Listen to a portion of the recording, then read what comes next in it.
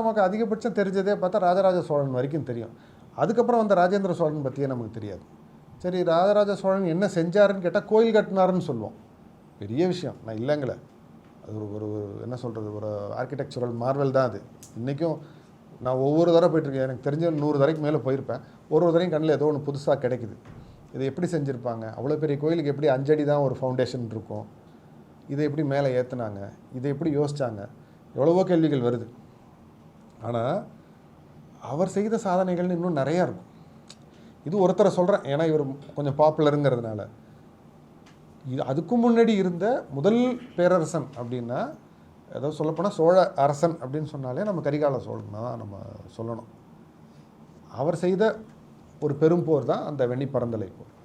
சரி, வெண்ணி பரந்தலை இப்போ வந்து கோவில் வெண்ணின்னு அந்த பேரை சொல்லுவாங்க. அது அந்த போர் நடந்த இடத்துல வெண்ணி பரந்தலைன்னு சொல்லுவாங்க. அதை பற்றி பாடல்கள்லாம் இருக்குது.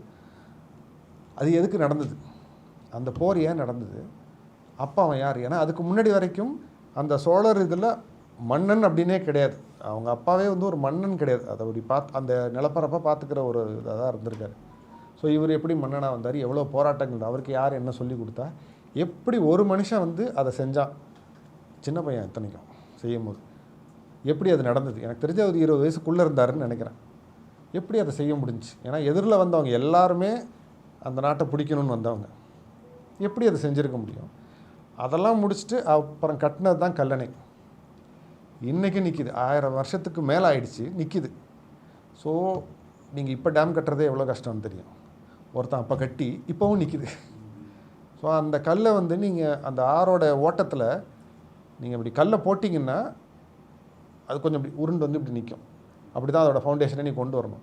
அவ்வளோ ப்ரிசைஸ் கேல்குலேஷன். அப்போ தான் நிற்க முடியும். ஏன்னா இது இல்லைன்னா நீங்கள் 1000 வருஷமாக தண்ணி ஓட அது என்னென்ன ஆகும். நமக்கே வந்து இப்போ ஒரு பில்டிங் கட்டினா இதோட ஏஜ்னு இவ்வளோ ஒன்று டிட்டர்மைன் பண்ணிடுறாங்க. அப்போ அவன் என்ன யோசிச்சிருப்பான்? 100 வருஷம் கூட யோசிக்கல அவன். 1000 வருஷம் ஆனாலும் நிற்கணும் அப்படின்னு. அது இத்தனைக்கும் அவன் பேர் சொல்லணுங்கிறதுக்காக கட்டினதில்லை. அந்த ஊர் மக்கள் விவசாயம் பண்ணணும், வெள்ளத்தில் மாட்டக்கூடாதுன்னு நினச்சி கட்டின ஒரு விஷயம். ஸோ இவ்வளோ சிறப்பு இருக்குது, இவ்வளோ தொன்மை இருக்குது, இவ்வளோ சிறப்பு இருக்குது. 1000 வருஷத்துக்கு முன்னாடி இவ்வளோ அச்சீவ் பண்ணியிருக்காங்கன்னா இப்போ நம்ம எங்கே இருக்கணும்? எங்கேயோ இருக்கணும்ல. இருக்கிறோமான்னா இல்லைல்ல. Call 9498010101 to avail 1 month free internet. KrishiNet, India's fastest customer support. Certified by Google, trusted by Indian Air Force, Greater Chennai Police and 20,000 families.